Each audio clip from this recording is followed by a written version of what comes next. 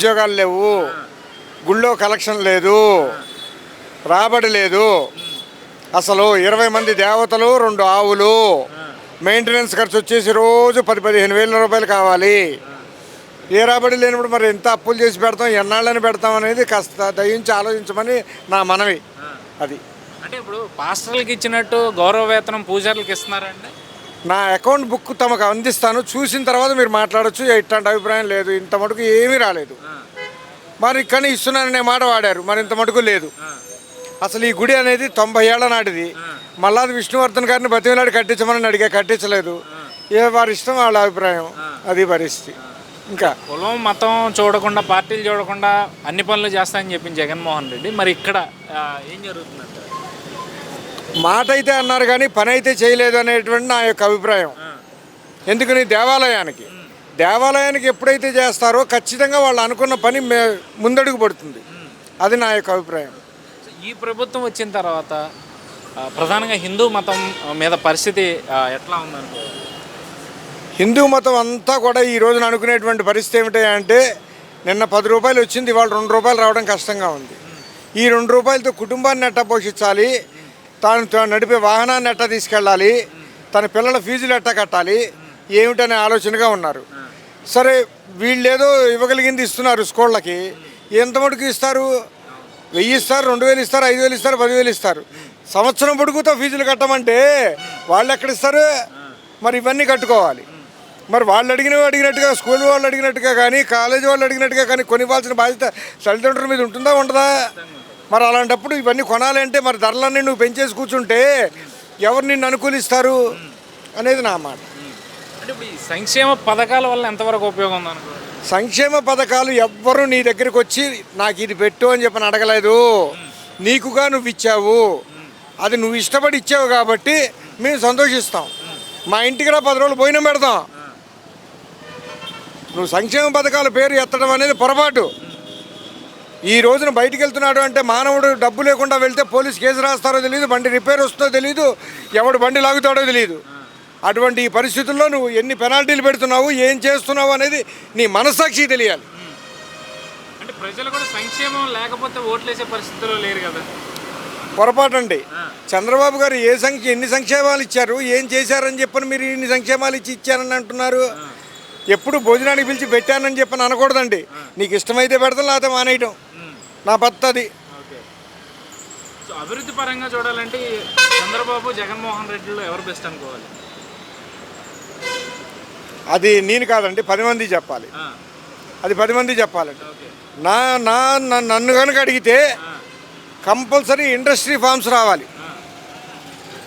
కంపల్సరీగా ప్రతి ఎంప్లాయీ కూడా ఈ రోజున నేను సుభిక్షంగా పనిచేసుకున్నాననే మాట రావాలి. ప్రతి పౌరుడు కూడా నాకు బాగుంది ఈ పార్టీ అనే మాట రావాలి. ప్రతి వ్యాపారస్తుడు నాకు బాగుంది అనే మాట రావాలి. నేను నిన్న బియ్యం కొట్టుకు వెళ్తే ఇంత మటుకు బోనీ లేదంటే మీదే బోనీ అన్నాడు మిట్ట మధ్యాహ్నం 4ంటికి. అంటే అర్థం చేసుకోండి, ఎంత పెద్ద కొట్టు చూపిస్తే ఆశ్చర్యపోతారు. మాట్లాడకుండా డబ్బులు ఇచ్చి వచ్చా. మరి ఇవన్నీ అప్పులు ఎప్పుడు కట్టను? మంగళవారం నాడు కూర్చొని గుళ్ళో చూసుకోండి కలెక్షను. తంతే ఇక్కడ రూపాయలు వేస్తున్నారండి. 20 మంది దేవతలు ఉన్నటువంటి క్షేత్రంలో రూపాయలండి. మీరు చెప్పండి ధర్మంగా. వీళ్ళకి దీపం ఏం పెట్టను, కరెంట్ ఏం కట్టను, మాలేమేను, ప్రసాదం ఏం పెట్టను. అయినా ఈ దేవస్థానం జిల్లా జడ్జి గారిది, డీజీపీ గారిది. శిలాఫలకం నోటీసులు ఇవ్వకుండా పగల కొడతాం అనేది ధర్మమేనా? అందును హైకోర్టు జ్యుడిషియల్లో ఉన్నటువంటి క్షణాల్లో ఇప్పుడు దానికి కోర్టు లెక్కలు సంబంధం లేదా? ఇప్పుడు చేయొచ్చు. మనం బాస్పేటేసుకుని కూర్చుంటాం చూసారా ఖాళీ టైంలో అలాగూ. అప్పుడు కోర్టు లెక్కో, తాతల లెక్కో, తమ్ముళ్ళు లెక్కో మొత్తం తెలుస్తుందండి గవర్నమెంటే నిద్రపోదు సార్. నా ఎందుకని మీ ఎందుకని ఈ రోజున నేను ఒకటేనండి, దేవుడికి నువ్వు ఎంత పెడతావో నీకు అంత ఇస్తాడని చెప్తా. కనీసం 10 రూపాయలు పెట్టమంటే అమ్మో అంటున్నారు ఈ రోజున. ఆ 10 రూపాయలు నేను దీపానికి కరెంట్కి పెడుతున్నాను. మరి తప్ప రైటా? దేవత ధర్మాదాయ శాఖ ఏమి ఇవ్వరు. ట్రస్ట్ పెట్టాలట, కమిటీలు పెట్టాలట. అది ఇమ్మీడియట్గా జడ్జి గారి దగ్గరికి వెళ్ళి పర్మిషన్ తెచ్చుకోమని చెప్పా. జడ్జి గారి దగ్గరికి వెళ్ళి పర్మిషన్ పట్టరా, సెంట్రల్ జడ్జి దగ్గరికి వెళ్ళి అన్న. నోరు మూసుకుని కూర్చున్నాడు principal secretary of the endowments, chief secretary of endowments నాతోటి. ప్రసాదరావు గారు నా మనిషి already chief secretary of endowments. ఇలా నాకు చాలామంది ఉన్నారండి. గవర్నమెంట్లో ఐఏఎస్లు ఐపీఎస్లు కనీసం 40 మంది ఉంటారండి. ఇక కోర్టులో జడ్జీలతో సహా ఉన్నారు. అది పరిస్థితి. ఫైనల్గా ఏం చెప్తారు? నా ఒక్కడిని కంటే 10 మందిని అడిగితే బాగుంటుందని నా యొక్క అభిప్రాయం. అందరినీ అడుగుతాము, మీ అభిప్రాయం నేను ఇప్పుడు చెప్పను. ఏంటి ఇప్పుడు ఎలక్షన్లు వస్తున్నాయి కదా, ఎవరు వస్తే బాగుంటుంది అనుకుంటున్నారు ఈసారి? ఎవరు వచ్చినా కానీ మా చెప్పలు తప్పు.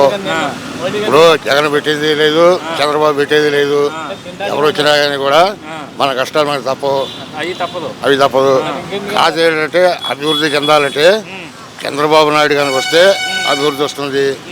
ఎందుకంటే తడిగొడ్డ వేసుకుని రాష్ట్రం విడిపోయినప్పుడు తడిగొడ్డ వేసుకుని చంద్రబాబు నాయుడు వచ్చాడు. ఈ 5 ఏళ్లలో కూడా మరి అమరావతి నిర్మించాడు. 5 ఏళ్లలో అమరావతి నిర్మించాడు. జగన్ వచ్చిన తర్వాత పరిస్థితి మీరు చూస్తున్నారు. అది ఒకరు చెప్పేది కాదు. వాడు చేసిన అభివృద్ధిని కుంటుపడదే కానీ ఒక మంచి పని చేసిన పాపాన్ని పోలా. సరే కాబట్టి ఎవరు వచ్చినా కానీ కూడా మనకు ఒరిగేదేం లేదు. మన కష్టాలు మన తప్ప కాదు. రాష్ట్రం బాగుపడాలి, ప్రజలు బాగుపడాలంటే మళ్ళీ చంద్రబాబు నాయుడు వస్తేనే కాస్త బాగుంటుంది. మోదీతో కలవడం అనేది ఎట్లా చూడాలి? అది అంత విషయ పరిజ్ఞానం మాకు లేదు. ఎందుకంటే మేము ప్రభుత్వం గుర్తులు తిరిగేవాళ్ళం, మాకు రాజకీయాలు ఎక్కువ ఉండవు. ఓకే. సో మరి ఇక్కడ విజయవాడ సెంట్రల్ నియోజకవర్గం పరిస్థితి ఏంటంటారు? అది చెప్పలేను. ఇక్కడ కూడా మార్పు వచ్చే అవకాశం ఉందా? ఉన్న వాళ్ళే కంటిన్యూ అయ్యే అవకాశం ఉందంటారు? ఇక్కడ కూడా మార్పు వస్తుంది.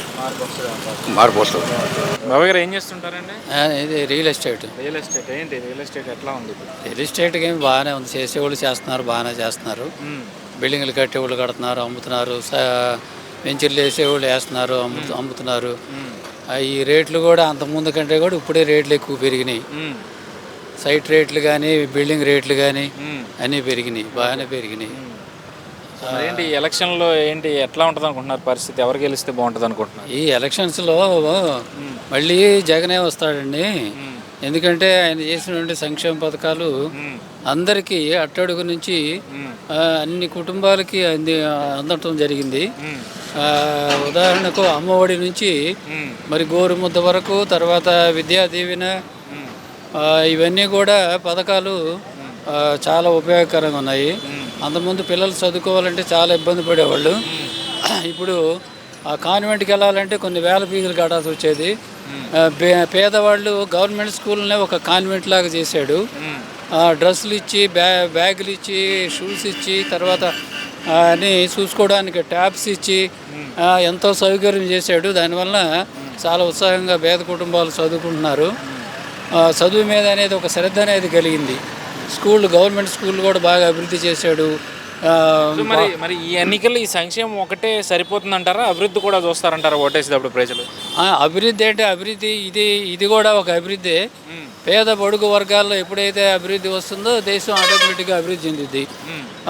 మరి గాంధీ కానీ, మరి అంబేద్కర్ కానీ, మరి యొక్క ఆశయాలు కూడా అవే.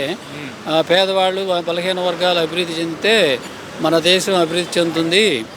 మన గ్రామాలు రామరాజ్యంలాగా అవ్వాలంటే గ్రామ స్థాయి నుంచి కూడా, అంటే పేద స్థాయి నుంచి కూడా వృద్ధి చెందాలి. ధనికులే ఇంకా ధనికులు అవ్వటం కానీ అలాంటిది, దానివల్ల మన దేశమే అభివృద్ధి చెందదు అని అన్నారు. ఇక్కడ సంక్షేమాన్ని అభివృద్ధి ద్వారా వచ్చే సంపత్తో సంక్షేమం ఇవ్వాలి, కానీ అప్పులు తీసుకొచ్చి సంక్షేమం ఇవ్వడం వల్ల రాష్ట్రం అప్పులు ఊబిలో కూరుకుపోతుంది. జగన్మోహన్ రెడ్డి ప్రభుత్వం అప్పులు విపరీతంగా తీసుకొస్తుందని ప్రధానమైన ఆరోపణ వైఎస్ఆర్సీపీ మీద. దీన్ని మీరు ఎట్లా చూస్తారు? అప్పులు అనేది ఆరోపణ, అది అవాస్తవం అండి.